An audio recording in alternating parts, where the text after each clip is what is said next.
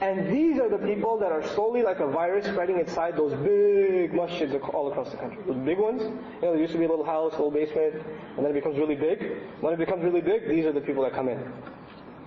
And when they come in, you know what they do? They invite, people to give khutbah and talks and things like that. And if somebody, by mistake, gives a khutbah or a talk about some portion of Qur'an that is controversial to them, they will come and say, brother, please use wisdom.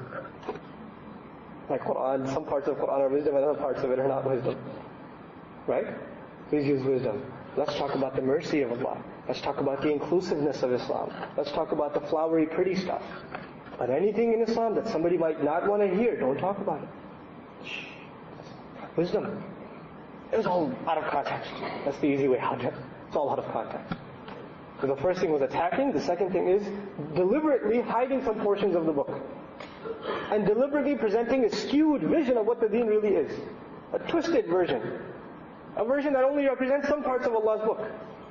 Right? And this is again spreading like a virus. And the only people I think that can cure it is the coming generation. But they're too frustrated to deal with uncles in masjid, so they don't go to masjid much anymore. Yeah.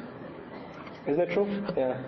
So, this is the third category of people. This was the thing about the third prerequisite. And I told you how many prerequisites are there altogether? Four. The final prerequisite, internal prerequisite, is tadabbur, reflection. Now, when we think about understanding Qur'an, I started with Arabic, right? And you're like, okay, yeah, so if I learn Arabic, I can, or read some tafsir, I can do tadabbur on Qur'an. Let me present to you a very difficult problem. Abdullah ibn Umar radiallahu ta'ala anhu, he is living at the time of the Prophet sallallahu alaihi wasallam. Does he know Arabic?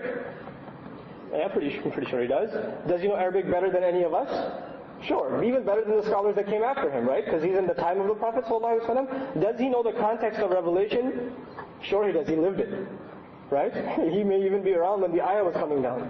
So we study the context of revelation, he lives the context of revelation. So if anybody has an amazing understanding of tafsir, a real life understanding of tafsir, it will be a sahabi. And an example that I want to share with you is the example of Abdullah radiallahu ta'ala anhu. And about him, some narrations say it took 8, others say it took 14 years for him to memorize Surah Al-Baqarah and to finish studying it.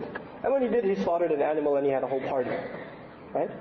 Why would it take an Arab who knows this much level of Arabic, with that level of scholarship, so long to understand Qur'an? So long to study Qur'an? It must mean there is much more than the academic prerequisites. Right? Isn't that proving it? And what is this other prerequisite? This is the method of the Sahaba. Many of them were reported to have said this. We learn the Qur'an 10 ayahs at a time. The memorization is later on as a step. The first thing they used to do was study the knowledge in it, the hukum in it. Then they used to implement it in their lives until it became second nature. So they did it so much they don't even have to think about it when they do it. And then they would memorize it. And then go to the next 10 ayahs. And then go to the next 10 ayahs. That would take a long time. Because you're not just reciting ayat, you're not just memorizing ayat, you're not just reading about ayat, you are making them alive in your life. And this was the way of the understanding of the companions. It's not a library endeavor. That's only a small part of Islamic studies. So this dimension of Islamic studies is dead. We think we can look up some things online, copy paste some statements, got ourselves a speech, we've got ourselves a presentation, we've got ourselves a paper. There's much more to this deen than that. So these internal prerequisites, I pray that we are able to internalize them, because these represent the people of real knowledge. And I leave you with the ayah of Qur'an. And just a comparison: people of knowledge in the West versus people of knowledge in Islam. The people of knowledge in the West, the assumption about them is, the more they learn, PhD, doctorate, postgraduate, whatever it is, the more they learn, the more prestigious they get. Right? The more recognition, awards, right? The higher pay, the more status, the more, caliber university they get to be a professor at, etc., right? And so when you introduce someone, you say, this is a scholar from here, he did this degree and that degree and this and this and this and this, and you got all these huge resume, right? So it boosts their ego more and more and more, or we at least put them on a higher pedestal, right? Allah Azza wa Jalla describes the believer. إِنَّ الَّذِينَ أُوتُوا الْعِلْمَ إِذَا يُتْلَى عَلَيْهِمْ يَخِرُّونَ لِلْأَذْقَانِ سُجَّدًا. The people who've been given knowledge, when this is recited on them, they fall on their faces crying. Shah Wali al-Dahabi rahimahullah is a great scholar in India and one of the great mujahideen against the British invasion. He, in his tafsir, said something very profound. He said that when a tree bears fruit, its branches come down. Think about that. When we bear the fruit of knowledge, we are supposed to be humbled. That's what he said. And this is what I leave you with. We have to understand that knowledge leads to humility, shame before Allah. And it leads us to realize, لا علم لنا إلا ما علمتنا. There's no possibility of knowledge except that which you taught us.